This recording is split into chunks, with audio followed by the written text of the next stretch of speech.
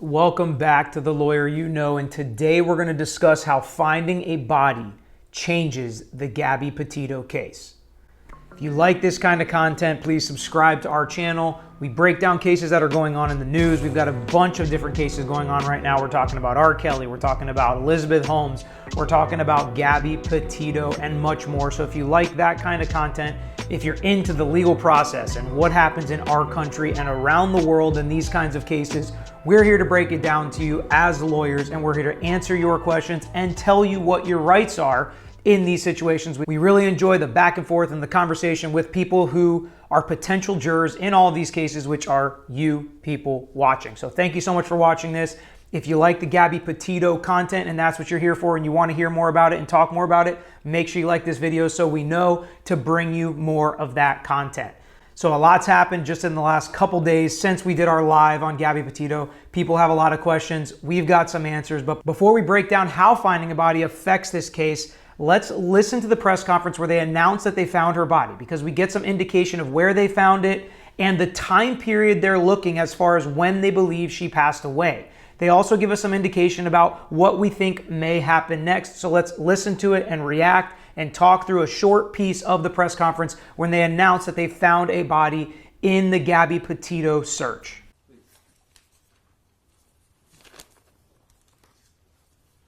Good afternoon. My name is Charles Jones. I'm the Supervisory Senior Resident Agent here in Wyoming for FBI Denver. Standing with me here today are Acting Chief Ranger Matt Wilbur with the National Park Service, Hunter Bailey, who is Chief of the National Park Service Investigative Services Branch. We also have Teton County Sheriff Matt Carr and Jackson Police Chief Michelle Weber. First and foremost, on behalf of the FBI personnel and our partners, I would like to extend sincere and heartfelt condolences to Gabby's family. Joe and Tara Petito, and Jim and Nicole Schmidt. As every parent can imagine, this is an incredibly difficult time for the family and friends. Our thoughts and prayers are with them. We ask that you all respect the privacy as they mourn the loss of their daughter. As you are aware, FBI personnel, in coordination with our partners at National Park Service, the Forest Service, Teton County Sheriff's Office, and Jackson Police Department, have been conducting an investigative activity in the vicinity of the Spread Creek dispersed camping area. So we're going to pause it there. As we do, we pause it a lot and react and talk because I want to hear from you guys as well. So you just heard him name all of those law enforcement departments that have been working together to find Gabby in this terrain that is remote and difficult to search, but they did it in a reasonable amount of time for when they were notified as to when she was missing and the lack of information they got from Brian Laundrie, her fiancé, who was the last person to see her alive. At least presumably we think he's the last person to see her alive. So in a very difficult situation, they have found her body, which can really give the parents closure, even though it's not the closure that they wanted, and they can continue forward in this investigation to find out what happened. This was the big piece that they needed to start moving forward in this investigation. Earlier today, human remains were discovered, consistent with the description of Gabrielle Gabby Petito. Full forensic identification has not been completed to confirm 100% that we found Gabby, but her family has been notified of this discovery. All right, so that's an important just distinction here. So they said they found remains consistent with Gabby. They've notified her parents, but they're not 100% confirmed because they haven't been able to run all the tests yet. But the fact that they have notified her family can let us know that it's very likely they have found Gabby's body. The cause of death has not been determined at this time. We're going to talk a lot about that when we get to the end of this video and we talk about what finding a body means as far as the investigation goes. But it's important to know that right now, they haven't determined a cause of death, but the autopsy is happening as we speak, so they are going to do everything they can to determine that cause of death. We appreciate your continued support and patience as we work through this process. The vicinity around Spread Creek campsite will remain closed to the public until further notice. This is an active and ongoing investigation, so we ask everyone maintain distance from law enforcement personnel and equipment. So he's telling us where they found her body, to keep people away and to respect the ongoing investigation. So we know where this happened, right? And now we're going to listen for when. Vehicles and related activity for their own safety, as well as to protect the integrity of our work and respect privacy for Gabby's family. We appreciate the tremendous support from the public. The support from the public's response to request of tips has been remarkable. We continue to seek information from anyone who utilized the Spread Creek dispersed camping area between the dates of August 27th and August 30th.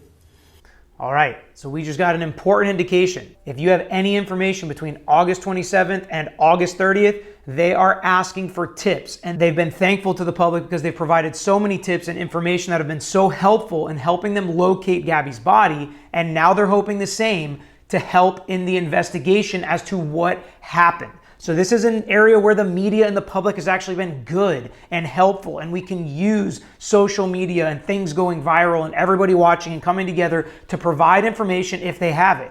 And again, this is spanning across the country because it's a road trip. We've got stuff going on in Florida. We've got stuff going on in Wyoming. We've got stuff going on all across the country.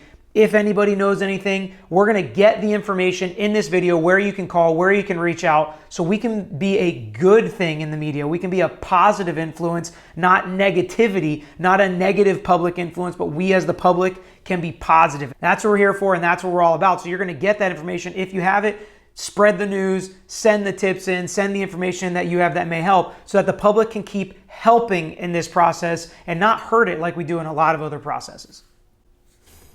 Anyone that may have had contact with Gabby or her boyfriend, or who may have seen their vehicle in that area, please share any new information with the FBI at tips.fbi.gov or 1-800-CALL-FBI. And finally, the Denver Field Office Direct is 303-629-7171. Photos and videos can also be uploaded at fbi.gov/Petito.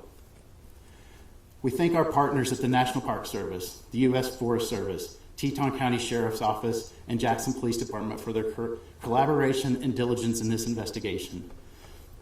They surged their resources in a very short amount of time, and their personnel have intimate knowledge of the rugged terrain that we're dealing with, which made this process much more difficult. We greatly appreciate the invaluable skill and expertise of the Teton County Search and Rescue Team. All right, and that's where we're going to stop the video. But once again, it can't be overstated how difficult this search was with all the different law enforcement agencies involved, and especially the rugged and remote terrain that they were dealing with. So they did a great job in finding her body, which is a big step in this case. So before we get to what it means and how this changes the case about finding her body, if you haven't subscribed yet, which about 85% of you watching, according to the numbers and the analytics, aren't subscribed. So if you like this kind of content and you're still with us in this video, please hit the subscribe button and like this video. Comment below and let us know what you think finding the body means. What you think will change in this case now that they've actually found what's purported to be Gabby's body. From our perspective, when we look at it from a legal angle and how a lawyer and how law enforcement looks at finding the body in a missing persons case like this, it transforms everything. Because now that you have a body, you can do an autopsy. You can find out things like time of death, which it seems like they're starting to determine and narrow down, but they can narrow it down even more. You can also find cause of death, which is either natural causes, or you can see if there's indications of foul play or criminal activity, or it can be an unexplained death, which in this situation, my guess would still turn it into a criminal investigation. Because if it's anything other than natural causes, like she had a heart attack or a stroke or something like that, without any foul play, right, which could still be an indication of criminal activity, I believe there's going to be a criminal investigation started.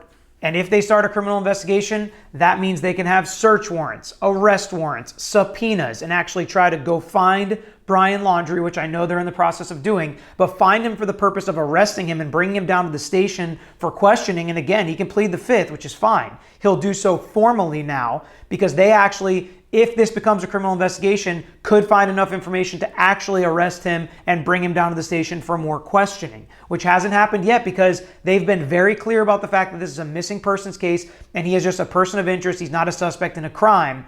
That could very well change now that they've found the body, depending on what they find on the body and around the body.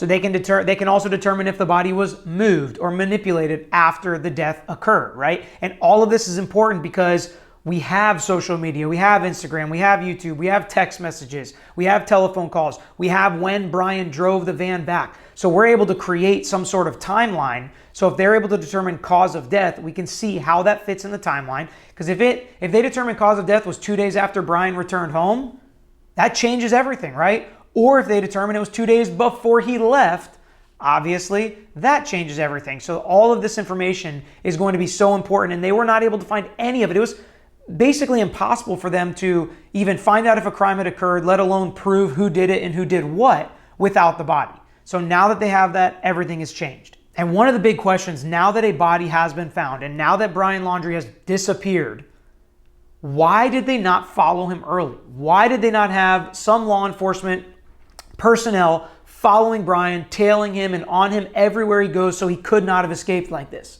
Well, unfortunately, the answer is pretty simple. It comes down to time and resources. In order for them to have personnel on Brian's whereabouts at all times, 8-hour shifts, nonstop, that takes an inordinate amount of time and resources. And they can't just do it for this case. They would have to do it for all missing persons cases or all missing persons cases that seem to have some criminal activity involved, which you'd be surprised at what a high percentage that is. So they couldn't do that, at least they say they couldn't, with their resources and with their time and with their energy, because they were focusing on finding Gabby and then additionally focusing on finding Brian once his family reported him missing. So that just didn't seem like the right thing to do for law enforcement at the time. Let me know in the comments if you agree with that. Law enforcement was very clear throughout the process that this was not a criminal investigation. This was a missing persons investigation, and they were trying to locate the whereabouts of Gabby, and that's why they weren't investigating Brian. That's why they weren't following him. That's why they weren't, forcing him to talk, which just means arresting him and bringing him into the station, which they didn't do. And again, you can't force him to violate his Fifth Amendment rights. So that's why, and that was their answer throughout, and they were clear about that. But I want to know what we think as a society and as the public. Was that the right move? And should more law enforcement resources be dedicated to surveilling and following somebody that could be a person of interest in a criminal case? Now let's flip it, right? And let's say it was you. Would you want somebody following you everywhere you went just because you were the last person with somebody that didn't, show up for a week?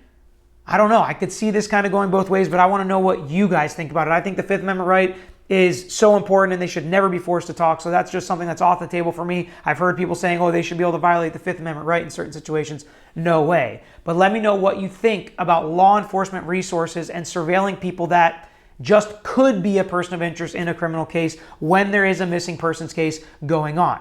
But now that they found the body, another thing that's going to change is all the resources, all the time, all the money, all the energy that all these law enforcement departments have, and they've been focusing on finding Gabby's body. Now that they found her body, another change is made. All of that time, all of that energy, all of those resources can be focused on figuring out what happened. And if a crime occurred, focusing on solving that crime and determining how this happened, who did it, when they did it, why they did it. That's where we're at now that we found a body. So let me know what you think about this entire process. Let me know how you think a body changes it and what you think law enforcement could have done better, if anything. And leave any questions you have in the comments because we'll do follow-up videos. We may do another live this week about the Gabby Petito case if more information comes out and if you guys want it, because that's what we try to build the content around, is what you want. So leave a comment, leave a like, and subscribe if you haven't already. But we'll be back more to talk about this case in the future. Thanks for watching this episode of The Lawyer You Know. If you like this content, please share it with your friends. Make sure you subscribe to our page and like our videos. If you want some interaction, get in the comments and we'll be sure to get back to you. If you want to know any more information about our firm or this page, you can find out in the description or visit tragoslaw.com. We post multiple times throughout the week, so make sure you hit that bell so you can get the notification and not miss out on the next episode.